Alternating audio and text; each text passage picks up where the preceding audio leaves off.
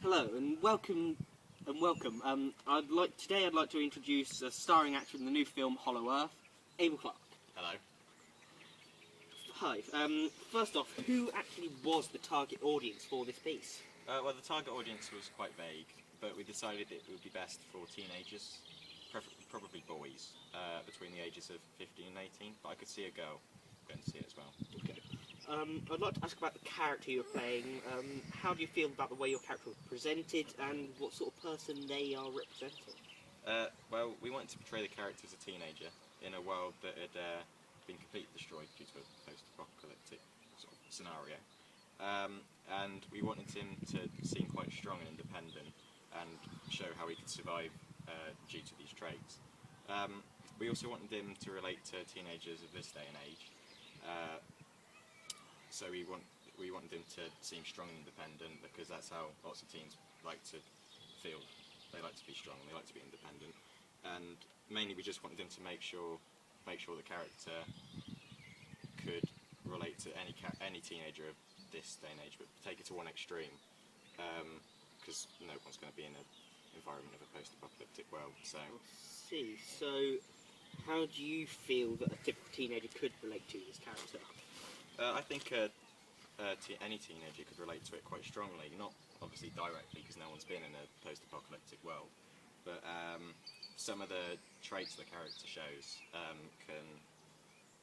there's quite a lot of similarities between them. Like one of them is how teenagers struggle for independence because they want to get independence from school, independence from their parents, and we take it to one extreme in this, and this guy's independent completely alone, trying to survive in this world. On top of this, we want to emphasise how some teenagers feel alone, and once again we took it to one extreme and left this guy completely by himself in a scenario that is really quite horrible.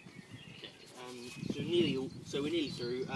Apart from the representation that your character gave, what other aspects of your product do you feel that the social group that your film was focused on? That's a tough one.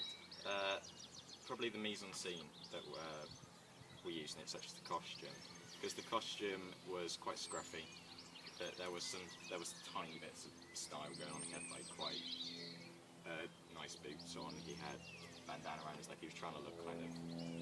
He hadn't just completely given up on his style. And because teens now they're all about style, so we want them to. We wanted to present that we didn't know what this character was like before the apocalypse. You don't learn that through the opening sequence, but we wanted him to seem that he did have some sort of grasp on style, and even though the world was completely been ruined, he wanted to stay with it. Okay, final question.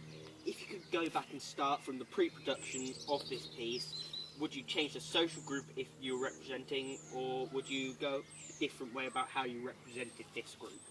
I wouldn't change the social group we represent at all, because teenagers can be really complex, and if you put a teenager in an extreme situation like a post-apocalyptic world, other teenagers are going to root for him. The character also indirectly could be related to lots of teens due to insecurities and people feeling alone, so I felt that even though people wouldn't directly relate to that, they might feel subconsciously relate to that.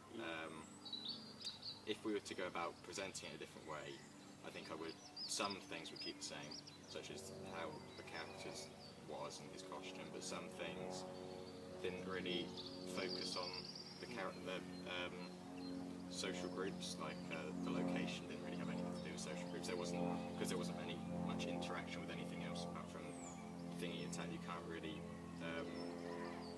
see any complexity to his social group, and he can seem quite bleak at times. Yeah. So, yeah. Okay then. Well, thanks for coming over today, Okay. and good luck for the prosperity of this film. Thank you.